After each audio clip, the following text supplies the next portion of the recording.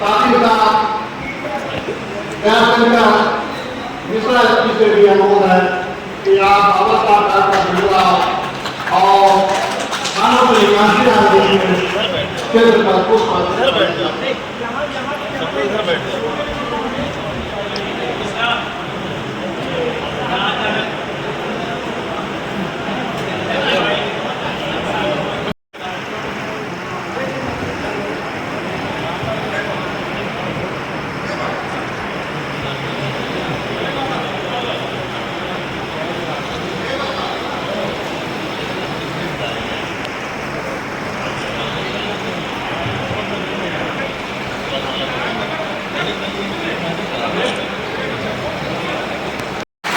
हमारे बीच में उपस्थित है आदरणीय सीताराम शास्त्री जी, संचालन कर रहे आदरणीय रामसूरज चौधरी जी, के गौतम जी, जेपी राठौर जी, सुभाष चंद्र गौतम जी, संजय मुखिया जी, ओम प्रकाश गौतम जी, जयहिंद गौतम जी, अजय पांडे जी, शिवशंकर जी, अक्षत खान जी, छटकी गौतम जी, राजा अम्बेडकर जी, जयप्रकाश गौतम जी, रामचंद्र गौतम जी, अतर सिंह गौतम जी, पृथ्वीराज चौहान जी, भवानी भीख जी, राम सागर प्रधान जी, विनोद चौधरी जी। मैं आप के आदेशानुसार भारतीय जनता पार्टी को इस जनपद पे खड़ा करने वाले, भारतीय जनता पार्टी के सिद्धांतों पर चल करके भारतीय जनता पार्टी को इस पूरे जनपद में मजबूत करने वाले और बहुत ही हमारे वरिष्ठ साथी जो पूर्व में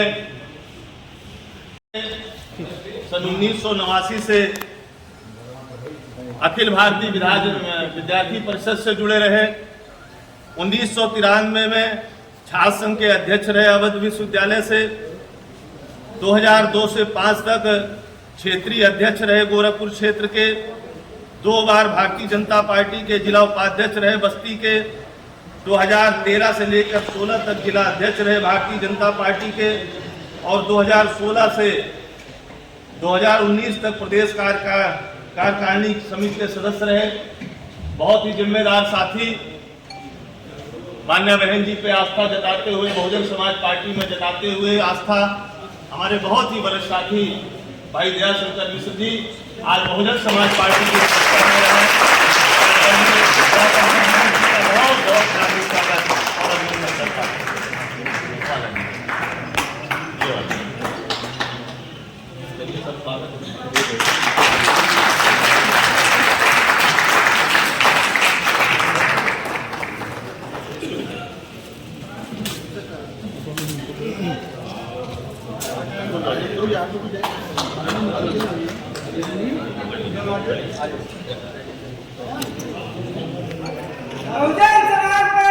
जिंदाबाद जिंदाबाद जिंदाबाद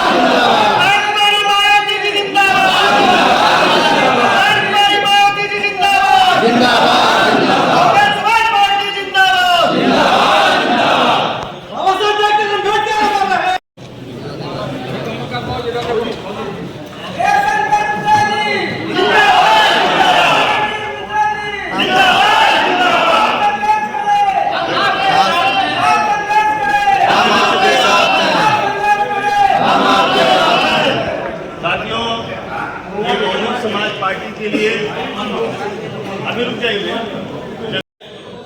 और प्रशासन से निवेदन करके केवल 2 घंटे की हम लोगों को परमिशन मिली है, बड़ी मुश्किल से 4 से 6। तो मेरे साथियों, ये हम लोगों के लिए बड़े गर्व का विषय है। हमारे 5 विधानसभा के यहाँ पे जो विधानसभा की कमेटी के साथी आए हैं, जिला कमेटी के साथी आए हैं, और मुझे इस बात की बड़ी खुशी हो रही है कि आप सबको बताते हुए, हमारे मीडिया साथियों को ये बताते हुए कि माननीय बहन कुमारी मायावती जी ने भाई श्री दयाशंकर मिश्रा जी को इस बस्ती लोकसभा से अपना आशीर्वाद दे करके इस लोकसभा का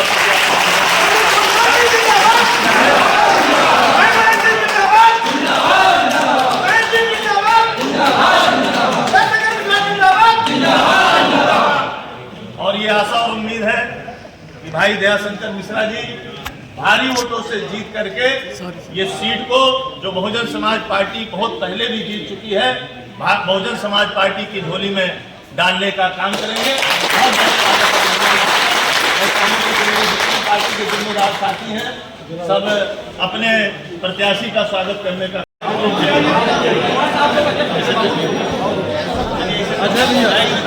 जय भैया।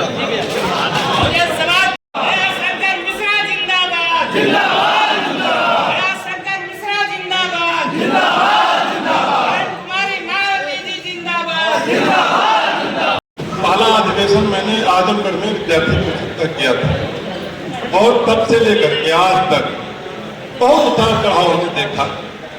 राम जन्मभूमि का आंदोलन भी इसी बीच में चला। जब मैं छात्र संघ का अध्यक्ष था तो उसमें अयोध्या का मुद्दा भी ज्वलंत था। लेकिन मित्रों, मैं कभी विचलित नहीं हुआ भारतीय जनता पार्टी को। लेकिन उसके बाद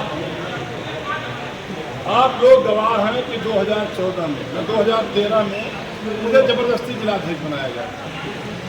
उसमें पार्टी किसी नाम पर सहमत नहीं थी, मेरे नाम पर सहमत, और इसलिए प्रदेश अध्यक्ष जी ने जबरदस्ती मुझको प्रदेश जिलाध्यक्ष बनाया।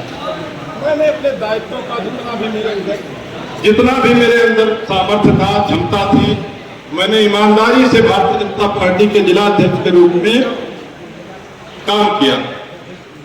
और 2014 में मैंने भारतीय जनता पार्टी के अध्यक्ष पद को ग्रहण करने के बाद मैंने निर्णय लिया था और मैंने अपने अध्यक्ष जी को भी बता दिया था, मैंने अपने नेतृत्व को बता दिया था कि बस्ती में कार्यकर्ता ही लड़ाई है। क्योंकि मैं भी राजनीतिक कार्यकर्ता हूं और राजनीतिक कार्यकर्ता लड़ेगा तो एक राजनीतिक फौज खड़ी होती है।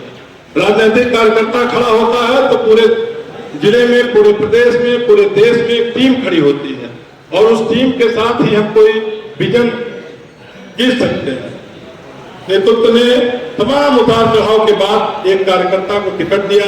हम लोगों ने प्राण से उनको एमपी बनाया। एमपी बनने के बाद 2017 में और एमपी बनने से पहले वो मेरे कोई मोह भंग का कारण तो अब आप कारण हमसे पूछ रहे हैं।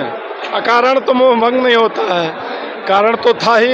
मेरी जो उपेक्षा हो रही थी, मेरी क्षमता को इग्नोर किया जा रहा था, उसके लिए हमारे पास और क्या था, आप बताइए।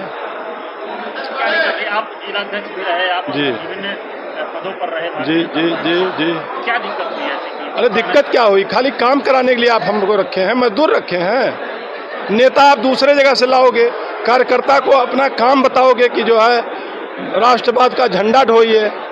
हमसे एक हमारे नेता ने पूछा कि ये राष्ट्रवाद का मुद्दा है, राष्ट्र कहाँ जाएगा। हमने कहा ये आप राष्ट्रवादी पार्टी हैं तो बहन जी को 3 बार आपने समर्थन दिया है, तो राष्ट्रवाद तो उनके अंदर भी है। राष्ट्रवाद तो हर हिंदुस्तानी के रग रग में बसा हुआ है। तो राष्ट्रवाद की परिभाषा ही बहुत बड़ी है। राष्ट्र तो सबका है, चाहे जिस जाति का हो, बिरादरी का हो, चाहे जिस दल का हो, चाहे जो हो, वो राष्ट्र तो सबका है। इसलिए भाई साहब वो तो हम लोग पढ़ चुके हैं जितना पढ़ना था। भाजपा छोड़ के बसपा नहीं थी? बसपा हमारे टेस्ट की पार्टी थी। 2 प्रबल दावेदार आपके पास सामने इस समय है, क्या मिलेगा, क्या लगता है, क्या रणनीति? कोई दावेदार नहीं है भैया, वो दावेदार हैं और डकैत हैं, पैसा कमाने की मशीन है। और मैं एक राजनीतिक कार्यकर्ता हूं, मेरी तुलना कम से कम उन दोनों लोगों से मत करिए, इतना ही निवेदन है। चुनाव में कहाँ पा रहे हैं? अरे चुनाव में हम जीत के लिए हैं और आप देख रहे हो समाजवादी पार्टी भी खड़बड़ाई हुई है और भारतीय जनता पार्टी भी खड़बड़ाई हुई है। बसपा में कुछ बसपा के वोटर को, बसपा के सपोर्टर को, बसपा के कार्यकर्ता को कोई एक भी इधर उधर हिला नहीं सकता है, ये आप भी मानते हो ना। और मेरे जैसे प्रत्याशी मिलने के बाद तो कोई कुछ नहीं कर पाएगा। और लेकिन मैं भारतीय जनता पार्टी का कार्यकर्ता, मुझे आशीर्वाद देने के लिए उद्वेलित है। भारतीय जनता पार्टी का कार्यकर्ता जो अपने आप को अपमानित महसूस कर रहा है वो मेरे साथ खड़ा है। समाजवादी पार्टी में भी जो लोग राजनीतिक कार्यकर्ता हैं, उनकी उपेक्षा के शिकार हैं, वो भी मेरे साथ खड़े हैं। तो चुनाव मुझसे कौन लड़ेगा? बहुत लोगों ने किया, बहुत लोगों ने किया। उसके बाद अब थोड़ा आचार संहिता